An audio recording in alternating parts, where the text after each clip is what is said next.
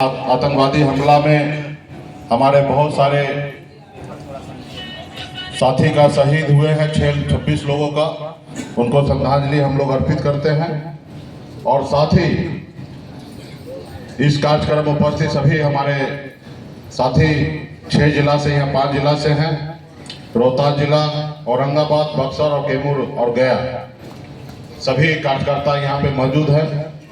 आप सब जानते हैं कि चुनावी साल है साथी, इसको चुनावी साल भी नहीं कहिए, चुनावी महीना कहिए। मात्र 4-5 महीने के बाद बिहार में चुनाव होना है। पिछले 11 सालों से आप और हम मिलकर संघर्ष कर रहे हैं और इसका नतीजा है कि हम लोग आज इस मुकाम तक पहुंचे हैं। अभी हमारे साथी ने कहा कि पहले आपका क्या पहचान था। आपका पहले पहचान था कि निसार टोला में चले जाइए, सरनी टोला में चले जाइए, ये बिंद टोला में चले जाइए, यहाँ पे दारू दे दीजिए, कुछ पैसा दे दीजिए, यहाँ का वोट आपको मिल जाएगा। लेकिन ये बिहार में आज आपके पसीना, आपके खून पसीना की मेहनत के दम पर आज बिहार में इस तरीके का परिसंपत्ति बंद हो चुका है साथियों। आज किसी को भी आपका वोट चाहिए तो आपसे पार्टनरशिप करने के लिए तैयार है। आज आपका वोट का वैल्यू जो है वो आपके गठबंधन से किया जा रहा साथियों, आपके गठबंधन से किया जा रहा। आज आपके वोट के बदले में आपके सरकार में पार्टनरशिप देने की तैयारी हो रही है कि आपकी सरकार बनेगा तो निषाद बिन बेतार लोनिया मला का बेटा राज्य में डिप्टी सीएम बनेगा। ये आज आपकी वोट की ताकत है साथियों। इसलिए साथियों, तमाम हमारे बहुत सारे नेता यहाँ पे जनरल पब्लिक नहीं आए हैं, ये कार्यकर्ता आप लोग हैं। आज पार्टी का आंख, कान, चेहरा सब आप हैं। आज मुकेश सहनी का अगर झंडा बुलंद होता है, जब आप गांव में मुकेश सहनी जिंदाबाद करते हैं तब झंडा बुलंद होता है।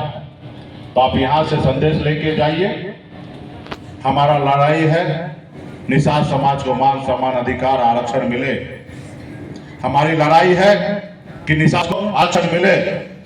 जब इस देश में बंगाल में निषाद समाज को आरक्षण मिल रहा है, जब इस देश में दिल्ली में निषाद को आरक्षण मिल रहा है, तो बिहार में भी मिलना चाहिए। और निश्चित तौर पे ये आपका मांग जायज है और आप निश्चित तौर पे संघर्ष कीजिएगा तो एक न एक दिन निषाद को आरक्षण मिलेगा। और आरक्षण मिलेगा तो आपके घर में भी IAS, IPS, डॉक्टर, इंजीनियर आपके घर में बनेगा साथियों। सरकार बनाओ और अधिकार पाओ। सरकार हम अपने लिए नहीं बनाना चाहते, सरकार आपके लिए बनाना है। हम तो ऑलरेडी बिहार सरकार में मंत्री बने थे। आप लोगों ने हमको इतना मदद किया कि हमारे सर पर ताज आया, लेकिन वो ताज को परवाह नहीं किया। हम आपके हक अधिकार के लिए, आप सबको पता होगा कि हम परवाह नहीं किए और मोदी जी और योगी जी से डायरेक्ट लड़ाई लड़े कि हमें आरक्षण दो, आरक्षण नहीं दोगे तो वोट नहीं देंगे। बिहार से छोड़कर उत्तर प्रदेश तक हमने लड़ाई लड़ा, अपने लिए नहीं।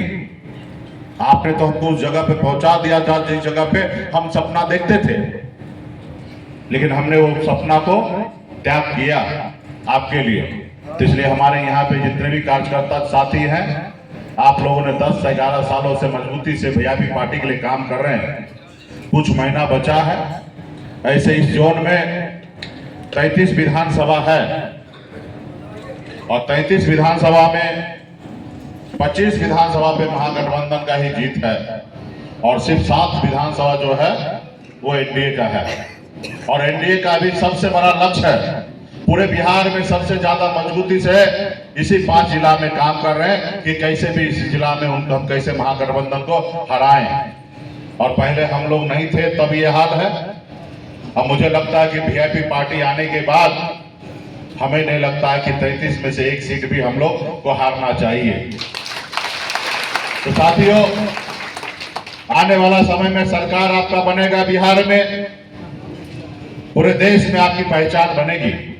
और पूरे देश में जब आपकी पहचान बनेगी तो यूपी, बिहार, झारखंड में अगला 2029 में चुनाव में 134 लोकसभा सीट है। आप देश के निर्णायक आप बनेंगे और उस समय में दर्जनों सांसद जब बनेगा जब दिल्ली में सरकार बनाने की बात होगी तो उस समय में पहले निषाद समाज का आरक्षण होगा, फिर दिल्ली में सरकार बनेगा साथियों। इसलिए ये जरूरी है कि ये चुनाव आपको हर हाल में सरकार बनाना है। जब सरकार बनाएंगे तो आपको मान सम्मान अधिकार मिलेगा साथियों। अभी हमारे होडा साहब और हमारे बीके सिंह जी ने कहा, और आप सब भी एहसास करते होंगे, अगर इस संसार में अगर सबसे ज्यादा किसी कोई परेशान होता होगा तो गरीब समाज होता है। और गरीब समाज कौन है? हम लोग हैं। लोग आपको परेशान करते हैं, थाना पुलिस में मारेंगे भी और थाना पुलिस में केस भी कर देंगे, और थाना वाले को अगला कुछ पैसा दे देंगे और आपको वहां पे दंडित कर दिया जाएगा। आपको सुनने वाला कोई नहीं है। सुनेगा कब? जब आपके पास पावर आएगा। इस देश में हुआ है, बदलाव हुआ है।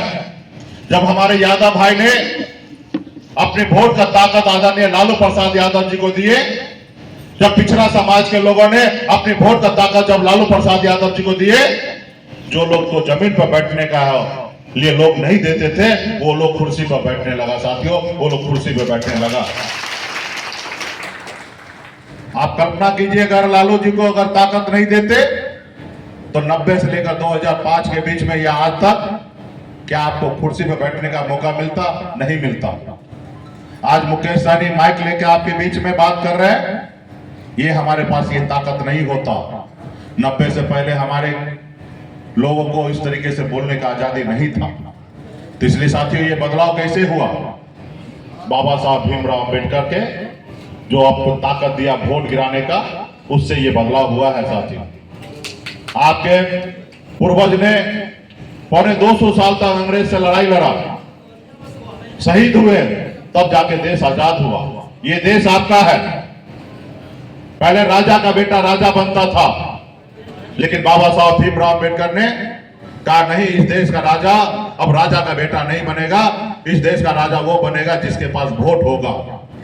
और आप अपने वोट से देश का प्रधानमंत्री हो या राज्य का मुख्यमंत्री हो या विधायक हो या सांसद हो या एक वार्ड सदस्य क्यों ना हो, आप अपने वोट से बनेंगे साथियों। और वोट हमारे पास है। सिर्फ हम अपने वोट को सही से इस्तेमाल नहीं किए, हम अपने वोट को 500 रुपए में बेच दिए, हम अपने वोट को एक दारू के बोतल पे बेच दिए, तो कैसा आपका राज आएगा? जिसने आपका खरीदा वो अपने राज लाया। लेकिन जब आप लोगों ने अपने वोट को बेचना बंद किए तो आप ही के बीच में से लालू प्रसाद यादव जी पैदा हुए, उत्तर प्रदेश में मुलायम सिंह यादव जी जैसे लोग पैदा हुए, बहन मायावती जी पैदा हुई। ये वोट के दम पर साथियों, ना ही कि ये पैसे के दम पे हुआ है। आज बिहार में सन्नत मल्ला का इतना बड़ा बोलबाला है, चर्चा है, तो ये आपके वोट के दम पे है साथियों। मैं कोई शाहरुख खान के जैसा सुंदर नहीं दिखता हूं कि लोग हमको पसंद करते हैं। हमारे साथ आप खड़े हैं, इसलिए देश हमारे सामने में झुकता है, लोग हमें पसंद करते हैं। आपने देखा 2024 में, चुनाव के समय में 2024 में इस पूरे बिहार में सिर्फ 2 नेता ने मोदी जी का बराबरी हम लोगों ने किया। एक तेजस्वी प्रसाद यादव और एक आपका भाई, आपका बेटा सन्नत मल्ला ने मोदी जी का बराबरी हमने किया। ये बात अलग है, जितनी हमें सफलता मिलना था नहीं मिला, लेकिन हमें कुछ तो सफलता मिला। कहा हम लोग 2019 में 1 सीट जीते थे, इस बार 10 तक पहुंचाए।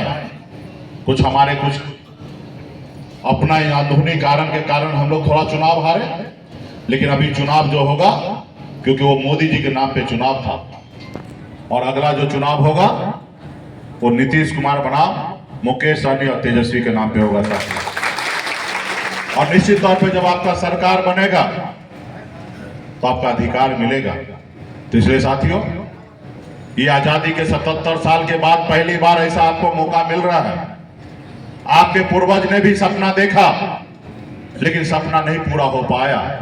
आज आपको और हमको अपने पूर्वज को सपना को साकार करने के लिए दिन रात एक करके हमें लड़ाई लड़ना है साथियों, हमें लड़ाई लड़ना है। जब हम अपने पूर्वज को सपना को साकार करने के लिए मैदान में उतरेंगे तो निश्चित तौर पे जब हम संघर्ष करके सफलता हासिल करेंगे तो हमारे आने वाला पीढ़ी जो है वो सर उठा के जिएगा साथियों, सर उठा के जिएगा। अगर आप और हम संघर्ष करने में अगर चूक जाएंगे तो जिस तरीके से आज हम मजदूरी करते हैं, दूसरे के खेतों में काम करते हैं, मछली मारते हैं, हम डर डर भटकते हैं पूरे बिहार में भूखे प्यासे, इसी तरीके से आपके आने वाला पीढ़ी को भी ऐसा ही करना पड़ेगा साथियों, ऐसा ही करना पड़ेगा। तो इसलिए साथियों, इस बार करो या मरो वाला स्थिति है। तो यहाँ पे हमारे जितने भी कार्यकर्तागण आए हैं, आप लोगों ने कई सालों से आप संघर्ष कर रहे हैं। कितने साथी को तो हम देख रहे थे कि जब जुड़े तो बाल काला था और आज बाल सफेद हो गया है। तो आज आप बहुत सारे साथी हमें छोड़ के भी चले गए हैं और एक दो नहीं दर्जनों चले गए। अभी आने वाला समय में उनको सपना को साकार करना है। तो कैसे होगा? आपको एक एक गांव में जाकर अपने लोगों के बीच में संदेश पहुंचाना है। सन मल्ला को एक एक निषाद समाज को जोड़ना है, एक एक ब्लॉक में जाके बैठक करना है, हमारे जितने भी सामाजिक न्याय के लोग हैं उनके साथ खड़ा होना है और जिला लेवल पे आपको काम करना है। और जब आप काम करेंगे, जब चुनाव का समय आएगा तो निश्चित तौर पे आप लोग काम किए रहेंगे तो आपका प्रत्याशी चुनाव जीतेंगे, चाहे वहां वीआईपी लड़े या हमारे आरजेडी लड़े। जो भी दल लड़ेंगे आप उनको मदद करके जिताइएगा, तब आपका सरकार बनेगा। और जब सरकार बनेगा तो अगर 1 नंबर के कुर्सी पे तेजस्वी प्रसाद यादव जी होंगे तो 2 नंबर का कुर्सी निषाद का बेटा, मल्ला का बेटा बैठेगा। इसलिए साथियों, आपको गांव-गांव में जाके संगठन को खड़ा करना है, सदस्यता अभियान चलाना है। हम जानते हैं कि आप लोग गरीब हैं, अपने घर परिवार को भी आपको चलाना है, उसके भी फिक्र करना है। तो निश्चित तौर पे आपका कर्तव्य बनता है कि घर परिवार को भी देखना। वो देखने के बाद जब भी समय मिला, 1 घंटा 2 घंटा, शाम में हो या सुबह में हो, अगल बगल में गांव में जाके सब लोग जवाबदेही ले लीजिए कि इस पंचायत को हम देखेंगे, उस पंचायत को आप देखिए, और ऐसे करके आप बुक बना लीजिए और सभी लोग अलग अलग पंचायत में सुबह शाम एक गांव में जाकर वहां पे अपने लोगों को संदेश पहुंचाइए। क्योंकि दुश्मन जो है वो बहुत चालाक है, वो नहीं चाहता है कि निषाद का बेटा आगे बढ़े। वो चाहता है कि इनके बाप दादा हजारों साल से गुलाम बन के रहा और हजारों साल तक इसका आने वाला पीढ़ी हमारा गुलाम बन के रहे। वो नहीं चाहता कि आपका बेटा सर उठा के जिए। आपने देखा, आप लोगों के सहयोग से हम लोगों ने बिहार में 4 विधायक बनाया। सरकार का चाबी मेरे जेब में था, ऊपर वाला ने भी खुद सोच समझकर ऐसी बहुमत दी, यानी कि 122 पे सरकार बनता है और हम लोगों के पास 125 का बहुमत था। और 125 से 4 विधायक हटाइएगा तो 121 होगा और 121 में सरकार नहीं बनेगा। वहां पे 4 विधायक का इतना महत्व था कि अगर ये 4 विधायक वाले अगर दूसरे पाले में चला जाता तो दूसरे पक्ष के लोग का मुख्यमंत्री बन जाता। हमें डिप्टी सीएम का ऑफर आया था, लेकिन हमने कहा नहीं, हम निषाद के वंशज हैं, क्लब के वंशज हैं, अमर शहीद जुब्बा सहनी के वंशज हैं, हम किसी के साथ गद्दारी नहीं करेंगे। और हमने ईमानदारी से बिहार में मुख्यमंत्री बनाया नीतीश कुमार जी को। और हमें लगा कि अभी हमारी सरकार बन गई है, हम पूरे बिहार में अपने समाज के हक अधिकार दिलाएंगे, काम करेंगे।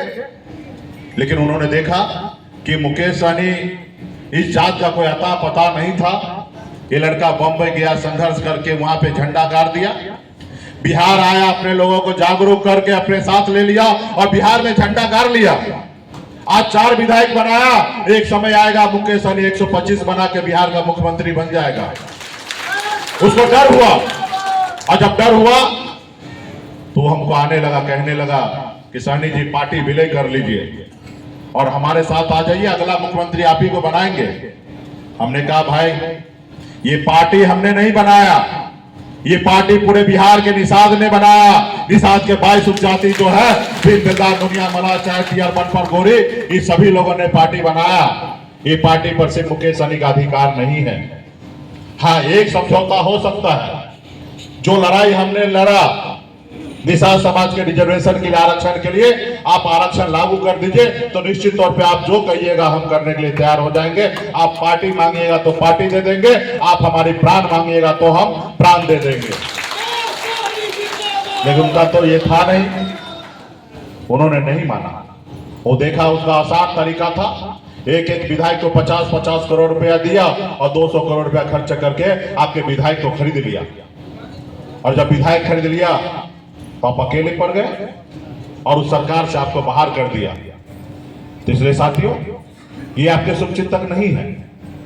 आप बताइए, हम मंत्री थे, क्या करते थे? आपके लिए अच्छे पॉलिसी बना रहे थे। आपको कहीं पे कोई मारता था, पीटता था, वहां एसपी को फोन लगा देते थे। एसपी साहब बोलते थे जी सर, जी सर। हम उसको आदेश करते थे कि ये देखिए, ये समस्या है, इसको देखिए, और वो सुनते थे और बात करते थे। हम यही तो करते थे, संविधान के दायरे में रहकर काम करते थे, लेकिन उनको अच्छा नहीं लगा। तो इसलिए साथियों, आने वाला समय में मजबूती से काम कीजिए।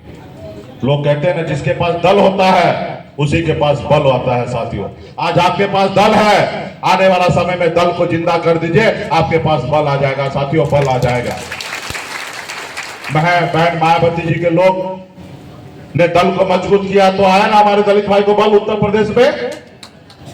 हमारे आदरणीय लालू प्रसाद यादव जी को दल को मजबूत यादव भाई ने किया, तो हमारे लालू प्रसाद जी के पास पावर आया, और पावर आया तो समाज में परिवर्तन हुआ ना। आज देखिए, भारतीय जनता पार्टी, आप सब अभी नए जनरेशन लोगों को नहीं पता होगा, लेकिन जिनका बाल पक गया होगा उनको पता होगा ये भारतीय जनता पार्टी क्या पार्टी है। सबको पता है कि ऊंचे लोगों का पार्टी है, और हमारे लोग पहले उनके साथ नहीं जाया करते थे, क्योंकि वो लोग हमारे लोगों के साथ बैठना पसंद नहीं करते थे। और उसके बाद भारतीय जनता पार्टी धीरे धीरे धीरे धीरे काम किया। 1925 में आरएसएस का स्थापना होता है। 100 साल पहले आरएसएस का स्थापना हुआ और धीरे धीरे काम किया, और देश में आज देखिए प्रधानमंत्री बना लिए। और जब प्रधानमंत्री बना लिए तो आपने देखा होगा, आर्थिक आधार पर 10% आरक्षण उनको मिला। पहले कभी आप लोगों ने कल्पना करते थे कि ऊंचे जाति के लोगों को भी आरक्षण, रिजर्वेशन मिलेगा? कभी आप लोग कल्पना नहीं कर सकते थे। लेकिन मोदी जी आए, मोदी जी को लाए क्यों? हमारे ऊंचे जाति के भाई, हमारे बनिया भाई, और जब उन्होंने लाया तो निश्चित तौर पर उनके लिए कुछ किए नहीं, और उन्होंने आरक्षण किया। मैं आरक्षण का विरोधी नहीं हूं। अगर सरकार का पॉलिसी था कि ऊंचे जाति को भी, गरीब लोगों को आरक्षण देना, तो मैं भी मानता हूं कि आप उनको दीजिए। हर जाति में गरीबी है। अगर कोई भूखा है, चाहे गरीब को, अमीर जाति के लोग, ऊंचे जाति को हो या गरीब जाति के लोग हो, अगर भूखा है तो उसको खाना खिलाइए, अगर प्यासा है तो उसको पानी पिलाइए। मेरा एक ही उसमें क्वेश्चन है कि एक तरीका से आपने 10% आरक्षण दिया, अच्छी बात है। अगर उनको अगर आर्थिक आधार पर आरक्षण दिया तो देश में सभी जाति को आर्थिक आधार पर आरक्षण देना चाहिए, सही ना? अगर अमीरी या गरीबी को देखकर अगर आरक्षण मिला तो देश के सभी जाति धर्म को मिलना चाहिए। फिर उसके बाद आपने टैक्स 10% आरक्षण दे दिया। आपने उनकी आबादी को गिनती किया? नहीं किया। आपको पहले आबादी को गिनती करना चाहिए, वो कितना है। हो सकता है वो ज्यादा संख्या में हो तो उसको 20% आरक्षण दे देते। अगर वो 10% ही आरक्षण है तो उसको कितना 10% क्यों दिए? अगर उनको 10% दिए तो आज ओबीसी 63% है, तो हमको 27% आरक्षण क्यों मिल रहा है? हमको भी 63% मिलना चाहिए। आज बिहार में 37% अति पिछड़ा है, सिर्फ हमको 18% आरक्षण मिल रहा है। अगर हम 37% है तो हमको भी 37% मिलना चाहिए। तो ये आपके साथ भेदभाव हो रहा है साथियों। तो इसलिए साथियों, आने वाला समय में बहुत बड़ी लड़ाई है, बड़े चट्टान के साथ हम लोग लड़ रहे हैं। सिर्फ आपका प्यार, आपका सहयोग, आपका हौसला के दम पर आज हम लोग लड़ाई लड़ रहे हैं, इतने बड़ी ताकत के साथ। सिर्फ जरूरी है आपका साथ, और आने वाला समय में बड़ी लड़ाई है, बड़ी चुनाव की तैयारी है। इसमें एक एक युवा, एक एक कार्यकर्ता घर जाइए, अगल बगल पड़ोसी सभी लोग को समझाइए, बताइए, जो बात हमने कहा उस सबको बताइए, और आने वाला समय में अपनी सरकार बनाइए, तब जाके आपका समाज का कल्याण होगा। आज देखिए हमारे सामने में बीके सिंह जी हैं, रिटायर्ड कमिश्नर दिल्ली के आज इतने बड़े पद पे रहे हैं, ये भी ऊंचे जाति के हैं, लेकिन आपके हाथ को मजबूत करने के लिए आए हैं। आपके सन ऑफ मल्लाह को साथ कंधे से कंधे मिलाकर आपके लिए काम कर रहे हैं, आपके आरक्षण की लड़ाई लड़ रहे हैं। आप बताइए, इतने पढ़े लिखे इतने बड़े आदमी, इनके पास तो अवसर था ये बीजेपी के साथ भी चले जाते, लेकिन आपको मदद करने के लिए आए हैं। तो आपको भी गांव में समझाना पड़ेगा कि जब इतने इतने बड़े लोग जब आपके पार्टी में आते हैं तो आपको भी एक रोज मछली मारने का छोड़कर आपको जहाँ समाज के लिए काम करना पड़ेगा। एक रोज का चुनाव के समय में जब वोटिंग गिरे तो एक एक आदमी को साइकिल से मोटरसाइकिल से जैसे उसको उठाकर अपने विचारधारा के साथ उनको वोट गिराने के लिए एक रोज का समय निकालना पड़ेगा। हमारे नूरुल हुदा जी हैं, ये 5 साल इसका नौकरी बचा था, आईपीएस है, आईजी रैंक के पदाधिकारी थे। इनको अभी प्रमोशन भी हुआ था, कौन सा क्या रैंक पे हुआ था, एडीजी का रैंक पे इसको प्रमोशन हुआ। लेकिन उन्होंने हमसे मिला और इन्होंने देखा कि समाज में बहुत बड़ा विपत्ति है, समाज में बहुत बड़ा भाईचारा में आपस में लड़ाई लगवाने वाले लोग बैठे हैं, हिंदू मुसलमान के नाम पे लड़ा रहे हैं, 5 किलो चावल देके आपको गुमराह किया जा रहा है। और इन्होंने बहुत तकलीफ के साथ हमसे पहली बार मिले, बोले अभी हमको बस हो गया, हम चाहते हैं कि आपके साथ काम करें, समाज में बदलाव लाएं। और जब हमसे मिला हमने स्वागत किया कि आप आइए। निश्चित तौर पे जब आप ऐसा सोच रखते हैं, इतने बड़े अफसर रहने के बाद भी आपका 5 साल का नौकरी बचा है, उसके बाद भी अगर आप हमारे साथ काम करने के लिए आना चाहते हैं तो आपका हम स्वागत करते हैं। और हमसे बात करने के बाद इन्होंने जाकर रिजाइन मारा और रिजाइन मारने के बाद आज आपके बगल में बैठे हैं, आपके हाथ को मजबूत करने के लिए बैठे हैं। आप बताइए, इतने बड़ा अफसर 5 साल का जिसका सर्विस बचा हो, वो आपके पार्टी के आपके दल के नेता के साथ कंधे से कंधे मिलाकर आपके पार्टी में आके काम कर रहा है और आपके साथ चलने का निर्णय लिया है। ये गांव में जाके बताइए कि आपकी पार्टी अभी पहले जैसी नहीं है, आपकी पार्टी बहुत आगे निकल चुका है। सिर्फ जरूरी है कि अभी जो काम का समय होगा तो हमको मेहनत करने की जरूरी है। इसलिए साथियों, चुनाव का समय है। पिछली बार आपने देखा थोड़ा सा वोट से तेजस्वी प्रसाद यादव जी का सरकार नहीं बना, और इस बार आपका इतना बड़ा वोट बैंक है और आप जुड़िएगा और मेहनत से दिल से काम कीजिएगा तो निश्चित तौर पे आपका सरकार बनेगा।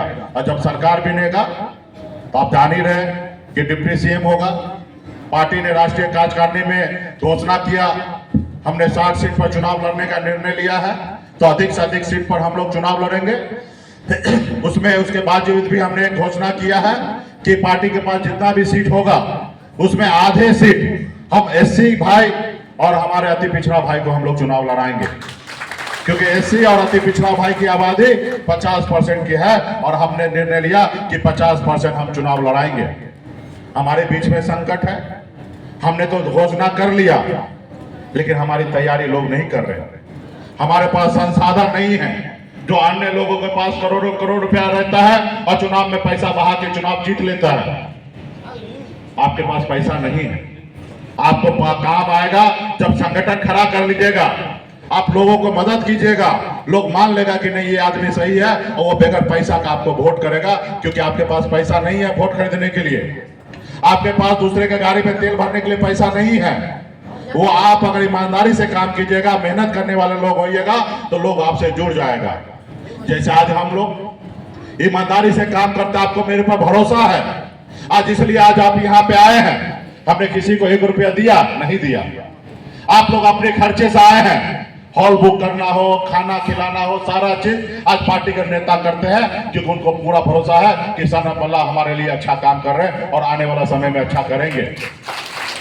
हमने 1 रुपया भी खर्चा नहीं किया, लेकिन आज बड़े संख्या में आप आए। 5 जिला से, कहाँ गया, कहाँ कैमूर से यहाँ आए हैं। कल मोदी जी भी रैली किए थे, करोड़ों करोड़ रुपया पानी के जैसे बहाया, हर एक पदाधिकारी को धमकी देकर कि तुमको इतना आदमी लेके आना है, और एक बड़ा रैली किया। तो मोदी जी का तो बात ही अलग है भाई, निराला है। यहाँ पे हमारे देश में इतना बड़ा विपत्ति है, हमारे लोगों को आंख का आंसू सूखा भी नहीं और वो बिहार में आ गए चुनावी रैली करने के लिए। तो ये है मोदी जी का, जिनके ऊपर देश का जवाबदेही है, कंधे पे जवाबदेही है, वो अपने जवाबदेही से भाग रहे हैं। जिनको निषाद समाज को आरक्षण देना चाहिए तो आरक्षण नहीं दे रहा, उनको खत्म करने के लिए, उनके पार्टी को खत्म करने में ऐसे लगे हैं मोदी जी। तो खैर उनका समय है, आने वाला समय में बात होगा। आप बताइए ना, हमारी लड़ाई है कि हमारे बच्चे को पढ़ने के लिए स्कूल चाहिए, हमारे बच्चे जब बीमार पड़े तो इलाज के लिए अच्छे हॉस्पिटल की व्यवस्था चाहिए, लेकिन वो नहीं देंगे। हमारी लड़ाई है कि हमारे बच्चे पढ़ लिख लिए, उनको सरकारी नौकरी चाहिए, लेकिन वो नहीं देंगे। सिर्फ आपको 5 किलो चावल देकर आपको गुलाम बनाना चाहता है साथियों। हमें मोदी जी आपका चावल नहीं चाहिए, हमारे बच्चे को नौकरी दे दीजिए। आपने कहा था ना कि हर साल 2 करोड़ नौकरी देंगे, 11 साल हो गया, 11 साल में 2 करोड़ क्या, यानी कि 11 साल में तो 22 करोड़ नौकरी होता। 22 करोड़ छोड़िए साथियों, 22 लाख नौकरी आज तक उन्होंने नहीं दिया। कहां 22 करोड़, कहां 22 लाख, 1% भी नौकरी नहीं दिया, और सीना 56 इंच करके घूम रहा है, और हमारा समाज गुमराह हो रहा है। 5 किलो चावल दे रहा है, ऐसा लग रहा है कि मोदी जी हम पे बहुत बड़ा उपकार कर रहा है। अरे मोदी जी अपने घर से लाके देते हैं, वो आप ही का देश का टैक्स का पैसा, आप ही का संपत्ति है, आप ही का बेच बेच के दे रहा है और मौज कर रहे हैं। दुनिया से बड़े बड़े बैंक से करोड़ों अरबों खरबों रुपया लोन ले रहे हैं। हर एक नागरिक पे पहले अगर 10,000 रुपया कर्जा था एक नागरिक पे, तो अभी 30,000 40,000 रुपया कर्जा हो गया। पैसा खजाना में कम गिरता है तो विदेश में घूम घूम कर कर्जा ले आते हैं और कर्जा से देश को चला रहे हैं। आपको 5 किलो चावल दे रहे हैं और वो मौज कर रहे हैं, लूट रहे हैं, और आपको लग रहा है कि मोदी जी बहुत अच्छा काम कर रहा है। अरे इससे पहले कोई सरकार हमको चावल गेहूं आटा दिया, ये तो दे रहे हैं, ऐसा आपको लगता है। लेकिन वो क्या कर रहा है मालूम है, आप ही के नाम पर, आप ही के जमीन पर पैसा उठाता 1 करोड़ रुपया, और आपको उसमें से 5 लाख रुपया बांट देता है और 95 लाख रुपया रख लेता है। आज बताइए ना, मोदी जी अगर चले जाएंगे, अभी भाई हर एक इंसान का उम्र है, जो इंसान धरती पर आया है उसको जाना है, हम भी आए हैं, हमको भी एक समय में जाना है। अगर मैं मान लीजिए आज मार्केट में अगल बगल से अगर रुपया कर्जा ले लिया जमीन के नाम पर, जैसे भी ले लिया, हमारे जाने के बाद हमारे बच्चे को कोई छोड़ देगा? उसे लेगा ना? नहीं देगा तो बोलेगा जमीन खाली कीजिए। तो आज भारत के ऊपर इतना कर्जा हो रहा है, कल मोदी जी हो सकता प्रधानमंत्री ना रहे, कोई दूसरा प्रधानमंत्री आएंगे तो कर्जा तो चुकाना पड़ेगा ना, और चुकाएंगे कहां से? आप ही से लेंगे। आज तो 5 किलो चावल लेने में बहुत मजा आ रहा है और उसको वोट दे रहे हैं, और जब वो जाएंगे तो कर्जा चुकाने के लिए फिर आप ही से उछला जाएगा। कोई नेता अपने जेब से इतना रुपया भरेगा नहीं, और कोई नेता के पास इतना रुपया भी नहीं है कि वो भर दे। मान लीजिए हमारे पास हो तो हम भर भी दे, लेकिन कितना लाख करोड़ रुपया, जब मोदी जी आए थे 47 लाख करोड़ रुपया भारत पे कर्जा था, अभी 2,25,00,000 करोड़ रुपया कर्जा हो गया। आप बताइए, 4 गुना ज्यादा कर्ज बढ़ा दिए। उसके बाद भी रोज कपड़ा बदलेंगे, रोज मीठी मीठी भाषण देंगे, झूठ बोलेंगे, तरह तरह की योजना की बात करेंगे। तो खैर अभी उस पर हम लोग नहीं जाएंगे।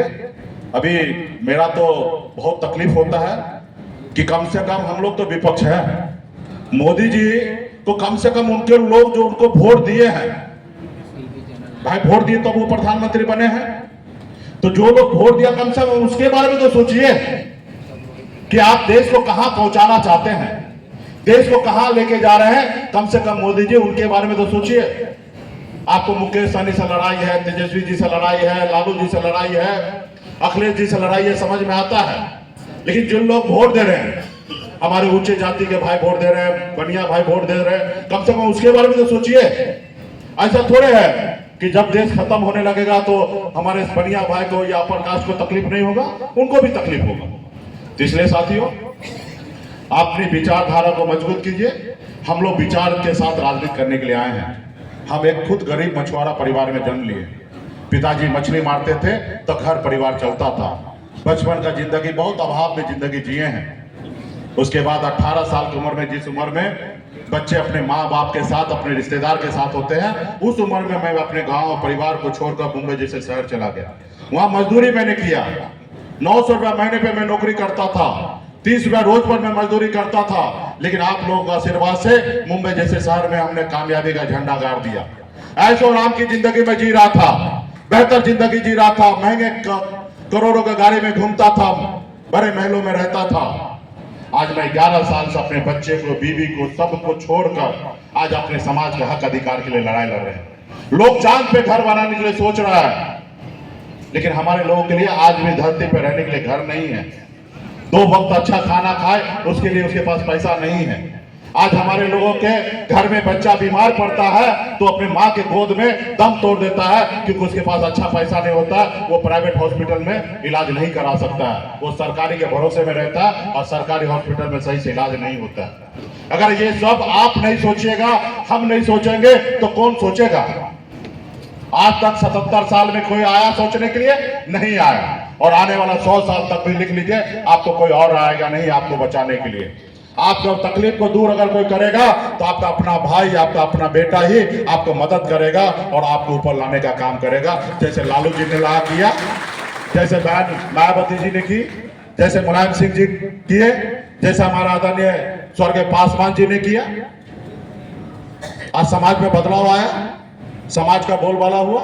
आज मैं भी आपके लिए जो लड़ाई लड़ रहा हूं, मैं निषाद कुल में जन्म लिया, आपको अपना जात नहीं अपना परिवार मानता हूं, इसलिए आपके लिए लड़ रहा हूं।